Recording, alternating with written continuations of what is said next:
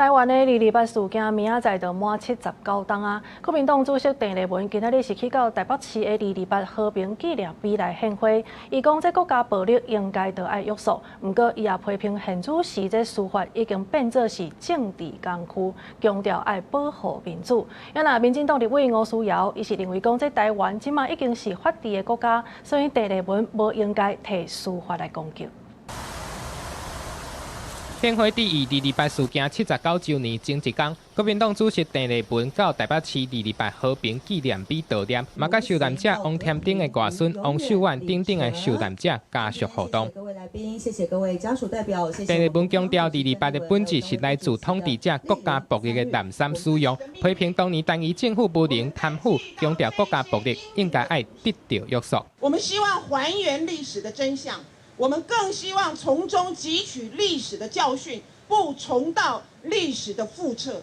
国家暴力必须得到约束。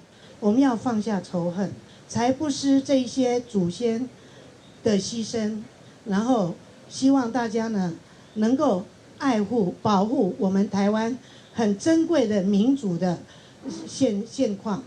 不过，郑丽文也批评，即马台湾的司法恐惊变作是统治者打压敌人的工具，强调国民党爱保护台湾的民主，争取两岸和平，才对得起228事件牺牲的英灵。民进党立委吴思瑶认为，台湾已经是法治国家，批评郑丽文无应该摕司法当作政治攻击，把昔日的白色恐怖来对待异议分子，跟今日司法的 独立公平相比，就是不伦不类的比喻。郑丽文强调，两岸和平是国民党的党职大任，上任了后讲要第10回，引起众人关心。不过这具体时间是还未定。副主席张英江证实，中国伫咧3月会来举办两会，也佫有川普的访问中国，所以双方的时间也佫咧调。第10回的进度会伫咧适当的时间向外界来报告。记者综合报道。